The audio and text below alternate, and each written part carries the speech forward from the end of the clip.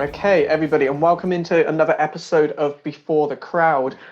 This month, it's a bit of a different episode, actually. We are looking into LGBTQ History Month as just a little part of this podcast. It's maybe not necessarily the main feature of it, but it's just something that we're looking into and exploring a little bit. So something a bit different. And for this episode, I'm sat here with Katy Pickles, who also goes under the artist name of Pillars. And Katy, welcome. Hello, it's a pleasure to be on the podcast. Oh, thank you. Just to get started, why don't you tell us a little bit about kind of yourself as an artist, your music, maybe your project, kind of as Pillars, just to give us some background. Yeah, well, when I first started making music from a young age, it was very much kind of acoustic, very kind of like raw music. And then when I moved to London, I think I kind of gained this confidence that maybe was lacking before I lived in London. I had this view that I just couldn't do the kind of tech side of music. And when I moved to London, I decided to teach myself production, and that was kind of the birth of Pillars for me. It was almost as if I kind of didn't want to use my real name because it was almost like that was the kind of past musical version of me. And so, Pillars, it's kind of like electronic down-tempo music, but it's definitely got that kind of folk singer-songwriter behind it. There's always kind of a story behind the music because I think I use my roots in music and kind of amplify it through kind of the new production sound that I've kind of branded for myself. And that's been growing for the past, I think it's about 7 years now, and Pillars has taken several different musical forms since then, but that's kind of been the essence of it throughout. And I'm currently going through another kind of remodeling of everything. And I think that post-pandemic, I think people are looking for more kind of upbeat, pop, light-hearted tunes, definitely. I mean, I know I am from a consumer point of view. And so through lockdown, I've kind of been writing that to keep myself sane, and also in the hope that, I will fill that need in the market that people want kind of feel good music. So, watch this space for that kind of stuff coming up with Pillars. It sounds really interesting, and it's interesting how I think the pandemic has influenced your music to kind of go from almost an identity shift of, this is what you are as an artist. And then through a global pandemic, you come out of it very differently.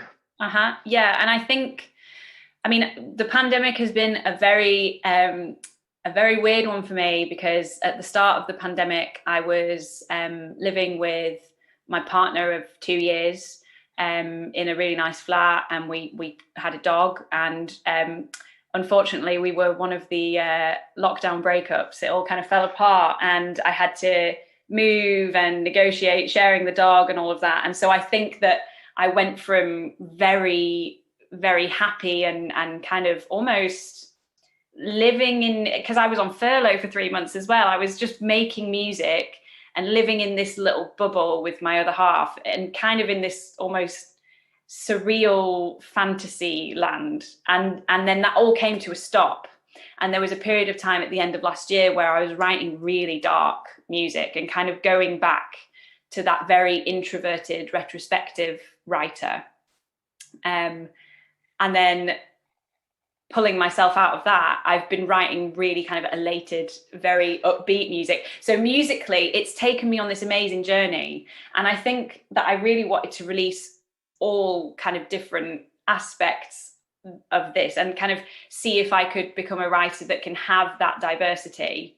And I'm hoping that something from each period of lockdown for me, I can release something from it in the future. But I'm starting with the elated kind of pop bangers, because I think that's where everyone needs to be right now. I mean, I don't know what you feel, but I've been listening to all of, like, going from like 80s pop to 90s pop right up until like more modern pop. I've just been consuming it all because it's the only thing that kind of gets me up off my feet and just keeps me going, really keeps me alive. So 100% on that one. Yeah, I've actually gone more towards the country pop side of things. Oh, nice. And my friend Dion, who I did the podcast with last month, we've kind of, our goal is after lockdown, we're going to go to, it's actually an LGBT line dancing club. I think it's like one of the only ones in London called, Oh I think it's called wow, like Cactus Jack's line dancing or something. that sounds amazing. We found some online videos and trying to practice to it. And I'm quite nervous about going because even though I'm a drummer, you'd think I'd have a good sense of rhythm.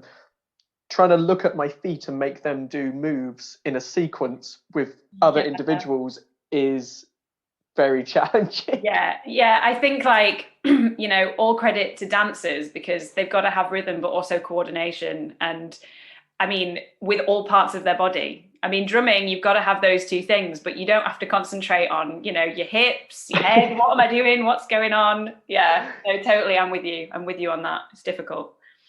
It's interesting to hear your kind of lockdown, the journey and the transition, Mhm. obviously as an artist, but I know, and you were talking a little bit about this before we started recording, how you work for air management. Can you like maybe tell us a bit about your role in that in the music industry and how you guys have been affected by everything going on? Of course. Yeah. I mean, I'm quite lucky because about I've been working there for about 2.5 years now, and um, it was the first time I got a 9 to 5 in the music industry. And I think I always had this view of people that were in 9 to 5 that it was kind of selling out and it was not cool. And I'd gone from being a freelance musician and mental health advocate and went into a Monday to Friday 9 to 5. But I'm so lucky in this pandemic to have stability, like especially in the creative industries, and I'm so grateful for it. And I also love my job at the end of the day. I love it. I basically assist in managing 14 sound engineers that work under Air Management. Most of them started off as assistants at Air Studios, but some of them have been brought in from other parts of the music industry. And yeah, I mean, I've had some amazing opportunities and met some amazing people working there. Unfortunately, the novelty of actually working in the studio hasn't been part of my job for the past year. But hopefully this year I can get back to being part of studio life, because that is the best part of my job. Just seeing who comes in and out of those doors and talking to amazing people from all parts of the industry is just, it's so invaluable, really.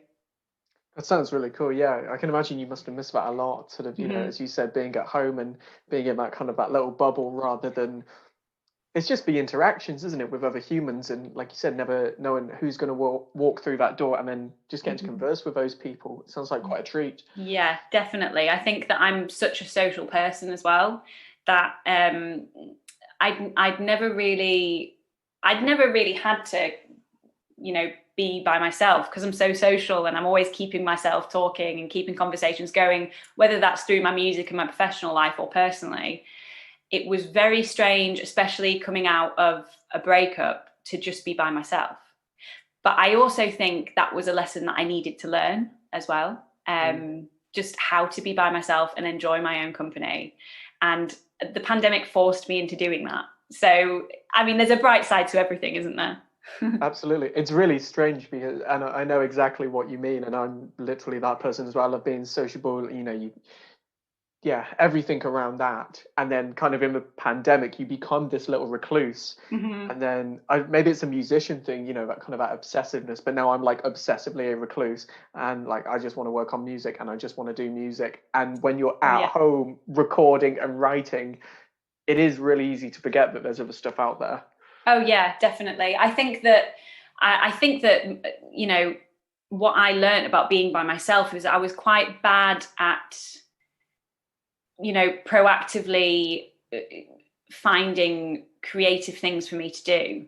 It would take a few hours of me being by myself before I went, right, I'm going to go to the box and write a tune, or whereas now I've kind of got this process where when I'm by myself, I've kind of taught myself, right, this is what you're going to do. And it's almost kind of this internal monologue where instead of sitting and, remunerating over things or worrying about things and letting my anxiety take over, I go, right, this is what we're going to do today, Katie. And I've immersed myself creatively as well. I've just bought my first bass, which is really exciting. I mean, I play synth, and I produce. So, playing synth bass is I'm kind of well versed in writing bass lines and all of that, but actually playing a real bass, I'm really excited to get my teeth stuck into that, and hopefully I'll have a few months before I'm allowed back to socializing to just bury my head in that, really. That's cool. Or you just got to work on that little bass break, and you can call me Al, the Paul Simon. Oh yeah. Once you've done that, your life is complete. That's what you need to do. Definitely. So I'm interested as well because you were talking before when you were a freelance musician, you were also a mental health advocate. Mm-hmm. Kind of what did that involve, and to kind of what extent did you do that? Well, I mean, I'm not. First of all, I'm not a professional kind of therapist or whatever. But I have become a mental health advocate through experience, basically. So I suffered with an eating disorder. Actually, in my last year of uni, I was quite secretive about it at the time. But I went through the recovery process as we were coming to the end of our graduation, and coming out of that, I was a completely different person, and therapy and studying myself was one of the best things I've ever done, and so I just want other people to understand how amazing that can be, and I think that sharing a personal story like that can really connect with people, because when you hear something personal about someone, you think, oh, well, if they can do it, or if they've done this, then, who's to say I can't? Or it might kind of trigger some kind of thought process in someone else's mind. So I ended up becoming an ambassador for Beats, which is the UK's leading eating disorder charity. Mm. And from there, I got working with the McPin Foundation, which is a mental health research company. And then from there, I kind of jumped from one thing to another. And eventually there was opportunity for my music and my mental health advocacy to bridge, basically. And I've talked at From Me to You Festival, and I've talked at BBC Introducing Live about kind of how to manage your mental health as a creative type, not necessarily just a musician. I actually did my master's on how to manage your mental health around a creative portfolio career. So it was really interesting to take it to like a even more in-depth level. And yeah, it's just become my thing, and I'm so passionate about just helping other people through experience, basically. 100%. Yeah, it's not always easy, I think, kind of when you end up helping other people with mental health, because it's, for me at least, kind of when I've done a bit of it in the past, probably not to the extent that you have, it's very easy to kind of internalize those feelings when you're mm-hmm. helping others, and you kind of have to almost create that professional boundary. Mm-hmm. And even if it's like a friend or something as well, and just not take their emotions on yourself, mm-hmm. because it doesn't necessarily help them. Yeah. If you know what I mean? Yeah, definitely. I think as well, it's quite well known that people that give great advice don't always take their own. And I think that through this journey of trying to support people with their mental health, or talk at industry events about how best to navigate your mental health around a creative career, I've always had to remind myself to take breaks if I'm not looking after myself. Because that's the priority at the end of the day. And there's no point in me trying to help other people if I'm in a really hard place. But I do actually find it amazing sharing stories with people and their experiences, and hearing what other people have been through. And I think that process is therapeutic in itself. And I think even though you can have a lot of, empathy for someone, I think it does make you stronger hearing that someone's been through the same thing, or even worse. It's kind of, it gives you strength knowing that someone's kind of pushed through that hard time and got to the other side.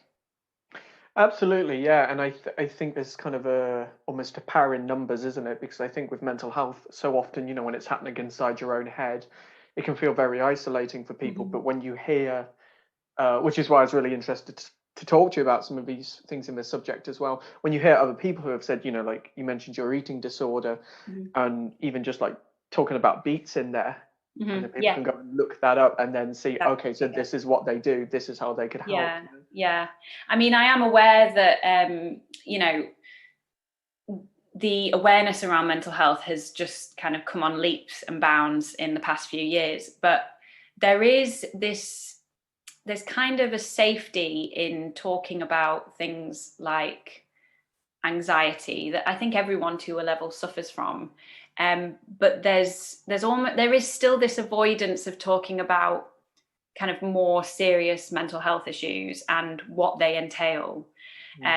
It's almost like, yes, we're addressing kind of general low-level mental health, but there's quite a big lack of recognition of kind of bipolar disorder and schizophrenia and kind of the kind of more grotesque parts of eating disorders, because it's not a nice process. And I think that there was once a glamorization of eating disorders, because it, in celebrity culture and things like that, there was kind of a glamorization of mental health illnesses. There's now an avoidance of talking about the kind of darker side of these really serious illnesses. So I think there's still a long way to go, without trying to kind of force very dark information on people. There's still a long way to go in terms of actually being able to talk about it. But it is amazing what's happened in the past few years for the awareness around it. It's interesting how you said about kind of a glamorization around it, and I think there definitely are a lot of mental health conditions where, something like personality disorders, where I think, and even like schizophrenia, as you mentioned, because I think there's almost a preconceived notion that people have, and they've maybe seen a movie with it in or something, and to use the example of Dustin Hoffman in Rain Man, people think that is literally what autism is. And there's nothing else. And it's like, well, there's a bit more to it. Definitely. I really enjoyed watching, in terms of, autism kind of in the media, because I know it's massively underrepresented. But I mean, there's so many people in my life that I know that have been diagnosed with autism. So it's not that it's not around us. It's just weird that it's not being shown correctly in the media at all. The A Word on the BBC I found really good, and as close as it could be to kind of real life.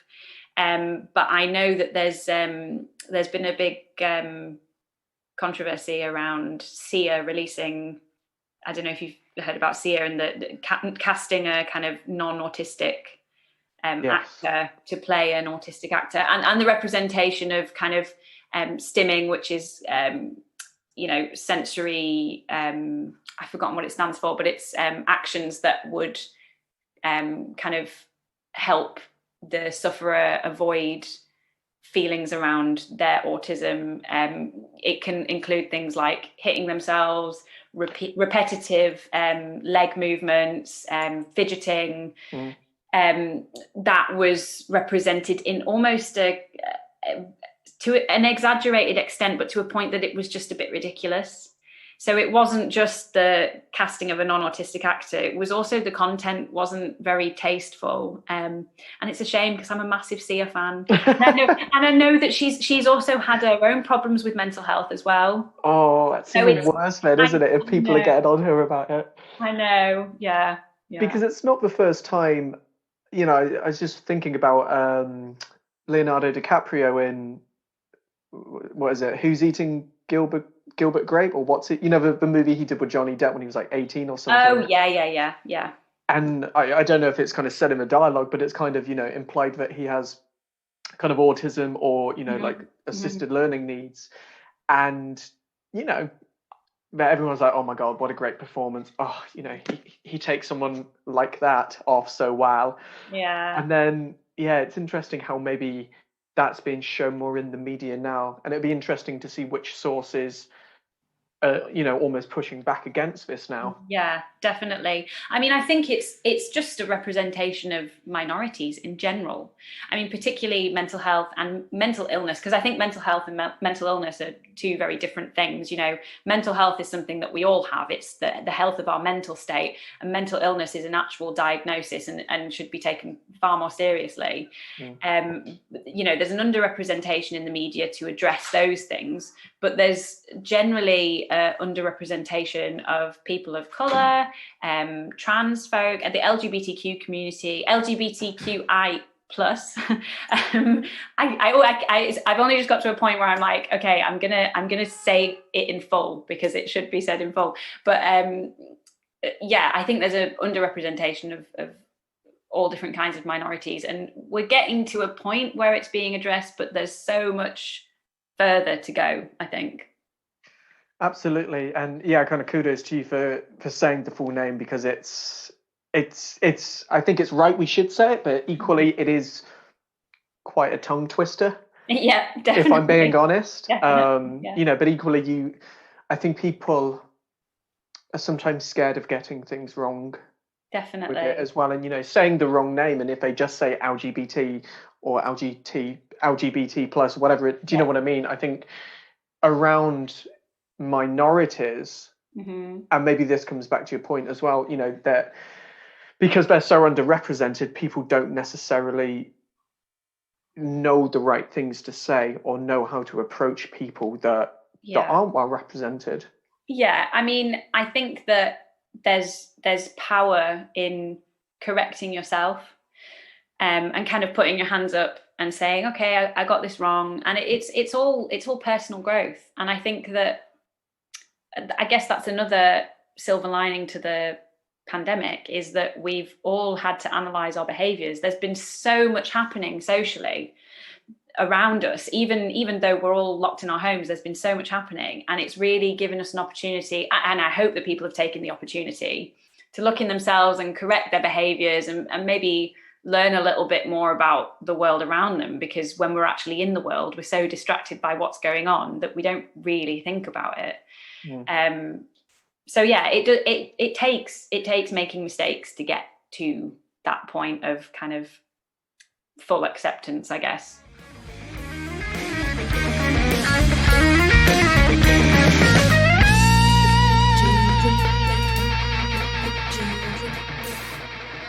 I mean, would you be okay maybe kind of sharing a bit of your story, you know, kind of through lockdown and this kind of acceptance into the queer community?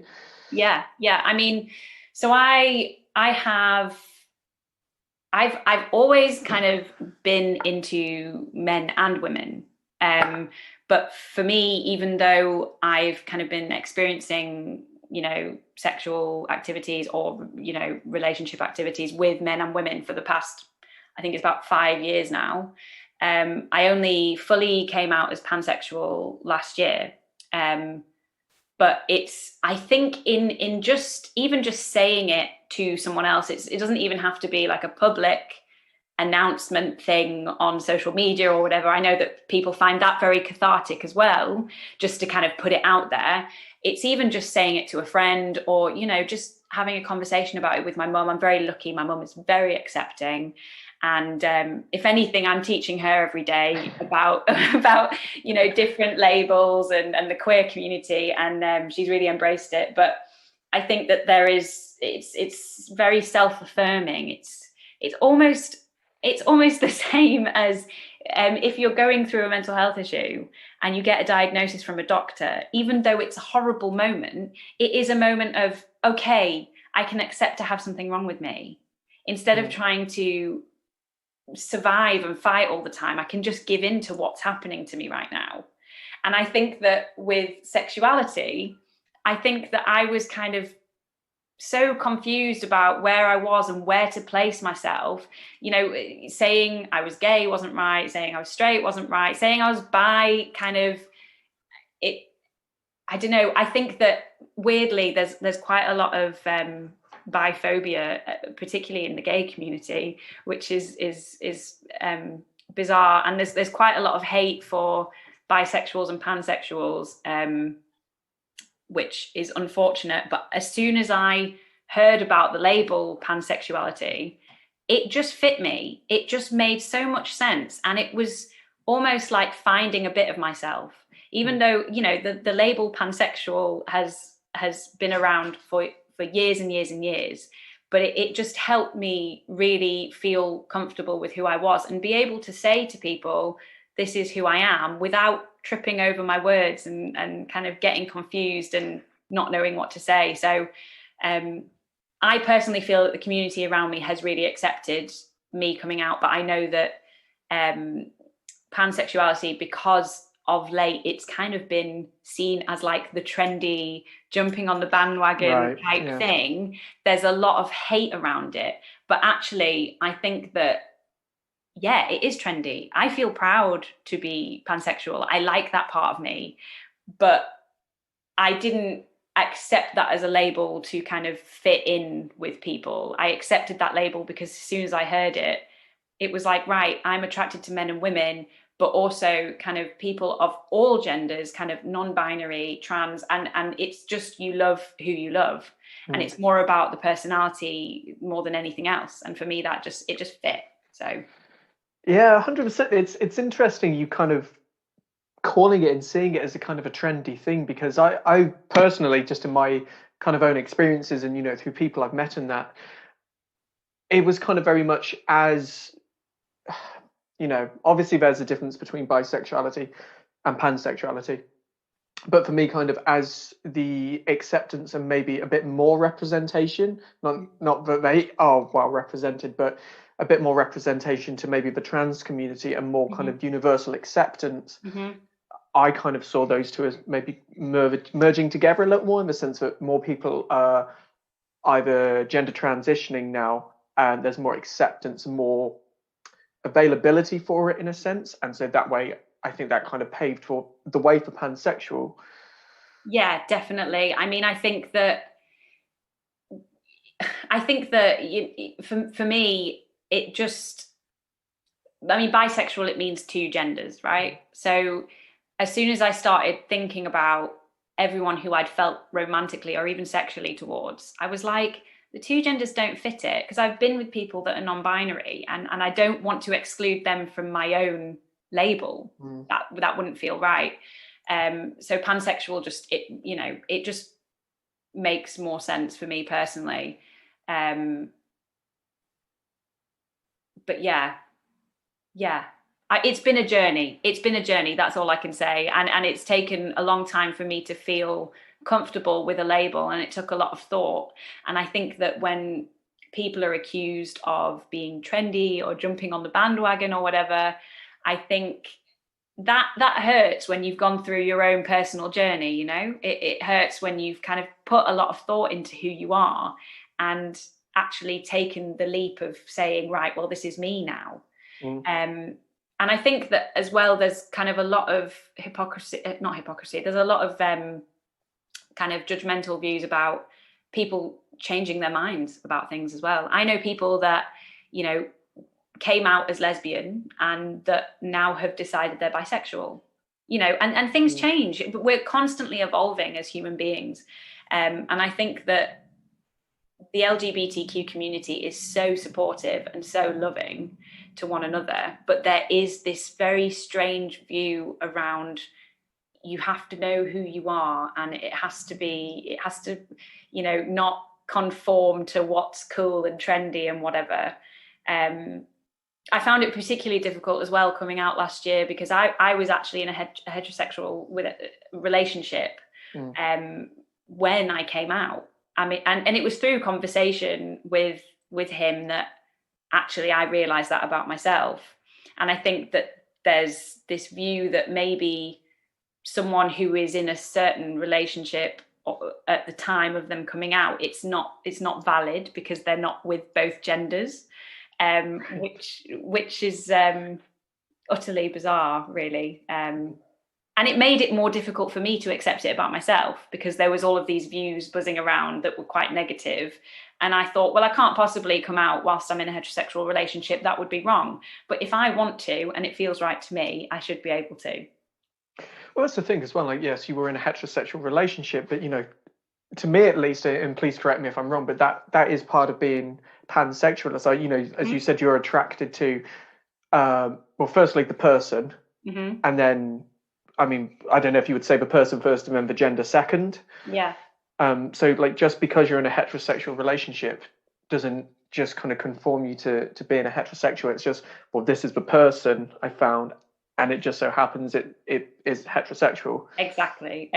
Yeah, definitely. I mean, for me, it's not even, gender doesn't even come into the equation when I'm kind of thinking about someone romantically.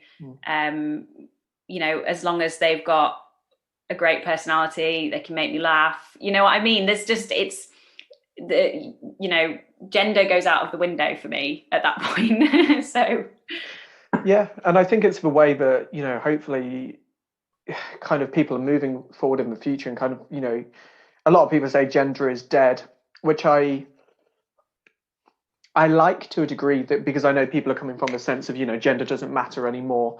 But then I think when you say gender is dead, it's still going to upset some people who.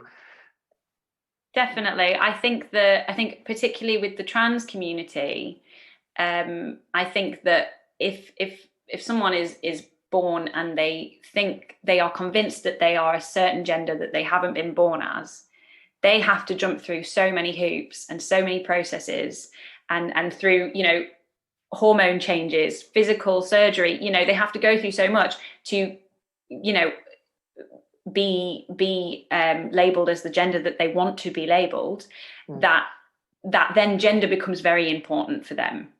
So I think that gender is very important, but I love that there is more of fluidity in it for everyone, and it's becoming, you know, a more well-known and more spoken about thing. Absolutely. And I suppose kind of, you know, in lieu of kind of, you know, the LGBT History Month, and you were talking about kind of your own coming out story. Was that something that you personally kind of, did you do that kind of social media purge, as it were, or was it kind of to close friends and family? Or I mean, actually, it's very strange. I think it was for Valentine's Day. I did a post that said, you know, I'm exploring ethical non-monogamy, I'm pansexual, and I'm loving my own company at the moment. Happy Valentine's Day to me. And that's actually the first time that publicly I had said anything about my sexuality. But I've been talking about it with friends and family, and kind of came out to them for the past 12 months, and have been exploring it in my own sexual and romantic life.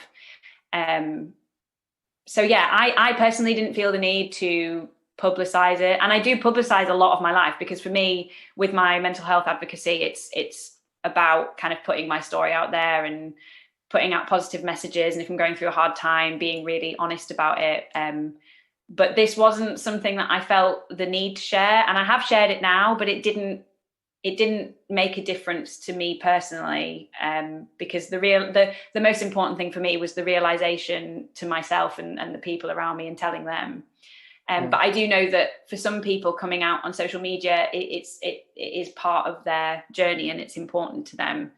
And I think that it can lead to a lot of, you know, online abuse and things like that, which is really unfortunate and is awful, because it kind of degrades the journey of the person. But I know how important it could be to someone to come out on social media, whether they get the hate or not. You know, it's kind of just saying, I don't care, this is me, you know.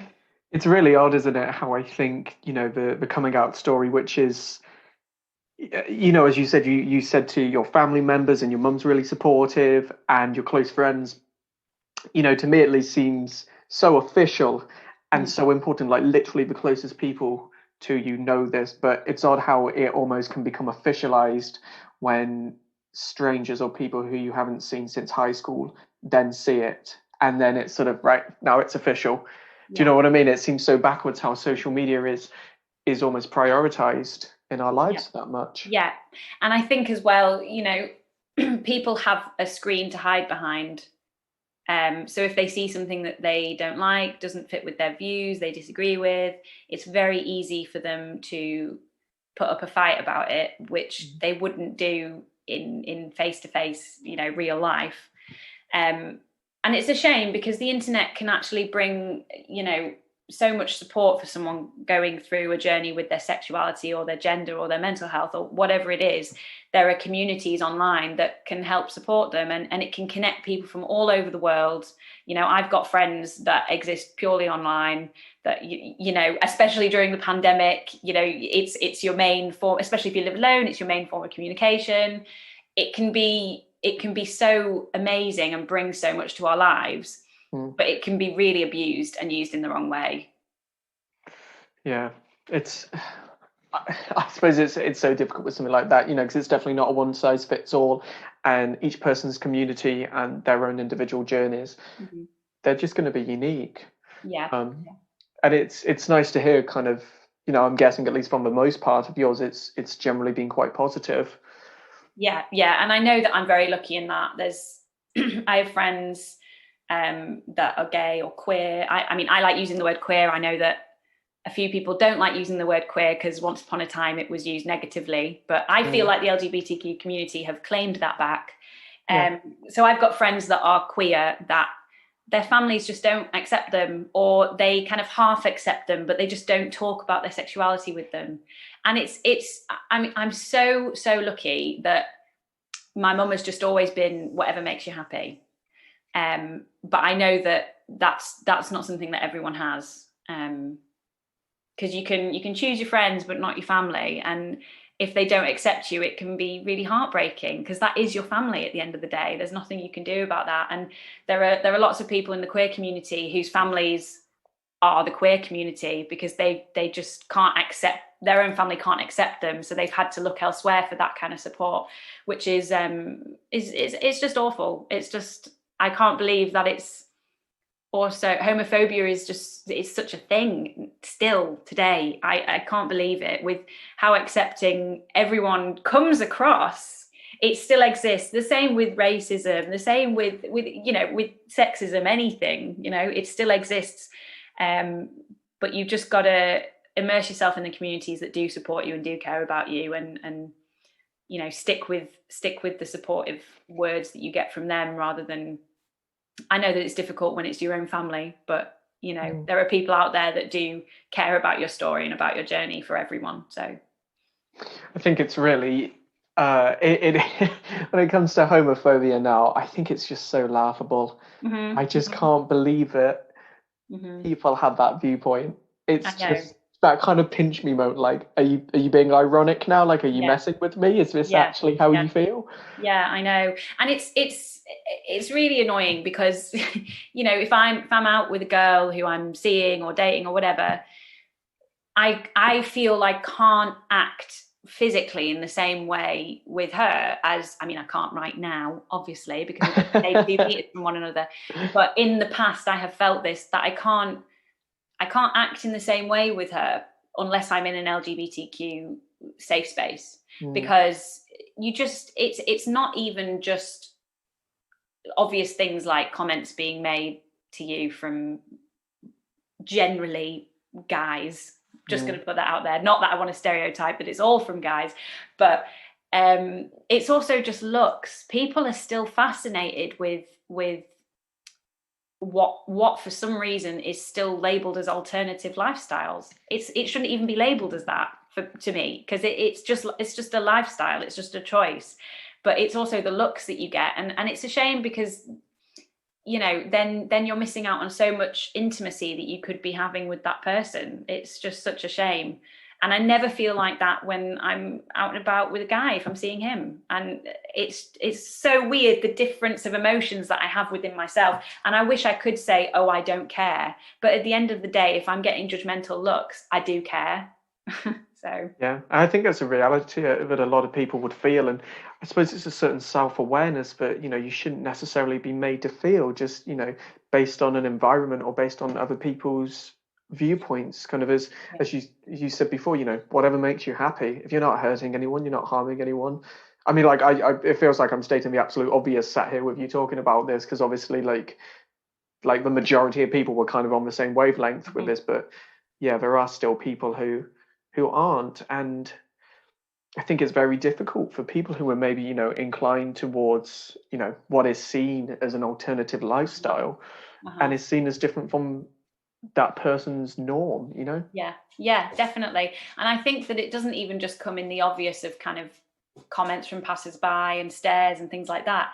It's also kind of everyday homophobia, or not even homophobia, it's kind of stereotyping. So I think that because of the I don't want to blame the porn industry at all, because I don't think it's an industry that should be blamed for this kind of thing, but because lesbians have been depicted in a very kind of sexual, promiscuous way, it really degrades the intimacy of a lesbian relationship. You know, it's there's a meme going around about, there's a meme for everything, isn't there, these days? But there's a meme going around that says something like, when he says he'd happily watch you with a girl, but when it comes to you with a guy, it's cheating. And it really degrades lesbian intimacy.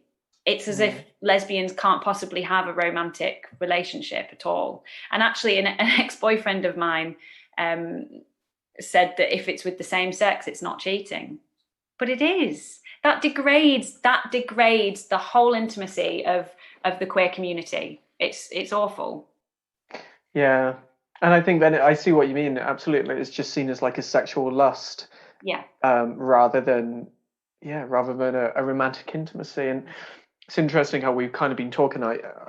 You mentioned it a little while ago, and you were saying, you know, obviously exploring as a pansexual, exploring the sexual side of things, but also the romantic side. And I think that sometimes is forgotten when we talk about these subjects, because it's often, okay, you know, this is the the gender or the group of people that you're physically attracted to, but you know, I think it's so much more. Mm-hmm. Yeah, definitely. I think that sometimes bisexuals and pansexuals are kind of seen as gays that can't let go of being heterosexual, or people who are heterosexual that want to be a bit wild. And that again takes away from the romantic feelings you might have towards the same sex, or someone who is non-binary or transgender or whatever. It really does take away the importance of your relationship with those people, and that it's just frustrating to hear. And I think that it's so easy for people to pass judgment if they don't know anyone in their own life that can talk to them about this, or they aren't pansexual or bisexual themselves. It's so easy to just pass judgment like that. And I get it. Sometimes it happens. But I think that it needs to be corrected. And I do try and correct friends of mine, whether they're part of the queer community or they're heterosexual or whatever. I do pick up on this with people. And even though it might come across as kind of the annoying pansexual police, it needs to be done to make a difference, really. It's the same with anything, any kind of, you know, discriminatory behavior. It needs to be called out. Absolutely. And I think not to deter too much from the subject, but I think, you know, part of the movement that came out of Black Lives Matter was obviously looking at institutional racism and things that we took for granted, and I think it can almost be applied here when it's to coin a phrase, homophobic, like institutionalized homophobia, because it is, you know, these, as you said about kind of lesbians, it's like as a white male, you know, this is kind of what you're programmed to think and what you're programmed to see, but you know, that's just the viewpoint you've maybe been brought up on, or like the porn industry has revealed to you and revealed to the public, and it's about challenging those kind of indoctrinated viewpoints, I think. I mean, no one can help what they pick up on as a child or a teenager. No one can erase that knowledge that is there. And that's the knowledge that you grow up believing. Your ethics and your morals are based on your learning. But there is opportunity to change that if you don't see it fits right for you or fits right for the people around you that you care about. And I think it's about not just other people calling other people out, but also calling yourself out on things. I know that just after the Black Lives Matter movement kind of really gained traction, I was at a kind of group gathering in a park in Victoria Park with kind of friends that I knew and friends that I'd never met before. And I was chatting to a Black friend of a friend and talking about his moving to the UK from Africa, and kind of having this stereotype in my head that he would have come from poverty in Africa. And I was having this conversation with him, and I stopped halfway through, and he was, you know, talking to me, and he was saying, "Oh, well, I've never really experienced much discrimination because I'm quite lucky, and I come from a family with money, and I've got a master's, and I'm well educated, and I had to stop myself, and I actually turned to him and I said, I'm really sorry, like I shouldn't have presumed all of those things that I've just said. And he was like, don't worry, it's fine, I get it all the time. And I said no, but I need to correct myself here, and I need to apologize to you. And I think you can easily call yourself out if you're really thinking about what you're saying and what you're doing. And I think that comes with, I think for me, I'm a massive overthinker, which means I'm constantly self-analyzing. And I would like to think that this is one of the positives of being an overthinker. It's that I am constantly thinking about my behavior to other people, and whether it's right and whether it's just and whether they feel comfortable with it. And I think it's easier to do than people think, calling themselves out. Yeah, as you were just saying, that example of, kind of me and a friend of a friend, it instantly made me think to what you'd previously said about how, kind of what we're exposed to when we grow up. And, kind of growing up in the UK, for me at least, my first kind of memory of seeing African lifestyle was the donation adverts on, was it like Comic Relief, Red Nose Day, and it was like, look at all this poverty. We all need to, like, you take your pound into school so you can have a non-uniform day, and you're like, I'm helping African people today. Yeah. And then as an adult, when it's completely different, isn't it? And I think it's such an honest and open way to approach it, and even to say in the conversation to that person, oh my God, I just thought of you like this. I'd had a beer, I'd like to say. I was speaking aloud, but I'm glad that I did. I'm glad that I did, because instead of me going away and thinking about it and thinking, oh, I should have said something, I actually did. And I think he felt a hell of a lot better for it. And the rest of the day, we had such a laugh together. And I think it just brought that extra level of respect, because, if he gets this all the time and he's not even saying anything to me, that's how much he gets it. I've kind of realized this recently, that minority groups have to constantly call people out, and they constantly have to stand up for themselves and make sure that the minority groups that they come from are getting recognition. But why should that be their job? They're already minorities and they're already suffering. Why should it be their job to help people make all of this progress with themselves? It should be the people who don't recognize the lack of diversity in themselves and acceptance in themselves that do the work. So yeah, I've recognized that recently, especially working in the industry, because it's International Women's Day soon. A lot of my engineers, we manage 2 female engineers, and they're being asked to do a lot of events around International Women's Day. And I think that it's almost as if they're having to do a lot of work that is sometimes not paid, because they need to help themselves get recognition as a minority. Women need to help give back to the community they're from, which is the women in music industry, in order to get recognized. But if they're not being paid for their time and effort, that's undervaluing what they're doing. And it's really caused this conflict within me, thinking, well, why should women have to do the work to be recognized when they're the ones in the first place not getting the recognition that they deserve? It just it absolutely baffles me. It baffles me. No, I know what you mean, and it sounds awful on the surface, but I've never been a great fan of International Women's Day, because not for what it represents, but I think the tokenism it kind of instills in people, when it's like, well, if we just do this one day a year and just get a few women to talk, then we can show we're doing something. And for me, it's always been tick box. That's what it is. Absolutely. It's just reacting to an issue rather than actually looking and addressing the issue itself. It's just tick boxing it. And it should be a constant evaluation of whether you're achieving diversity in whatever company you work for every day. It shouldn't be just on one day. Are we achieving diversity on this one day of the year? Let's make sure we do by ticking boxes. No, it should be a constant goal to achieve diversity in your own personal life and professional life. Yeah, 100%. Just as we start to wind down a little bit now, kind of one of the last things I wanted to ask you was, as we've talked about you going through, this kind of musical transition stage during lockdown, and now sort of, going a bit more on your social media as, kind of outed as a pansexual. Do you think that it's going to necessarily influence the image you put out to people? And do you think that your audience will maybe see you differently now?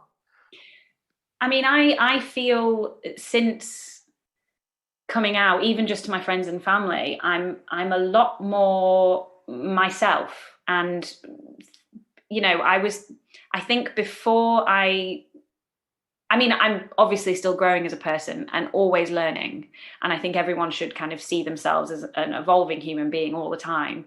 But the place that I'm at now, because I've accepted so much about myself and made it public knowledge, I'm actually relaxing into who I am. And I think that it's really important that you have an authentic sense of self as an artist, because otherwise what you're projecting out to the world isn't an accurate representation of who you are, and it becomes inauthentic. And I think, being inauthentic it really does show, especially on social media. You can tell when someone doesn't have a fully realized version of who they are as an artist.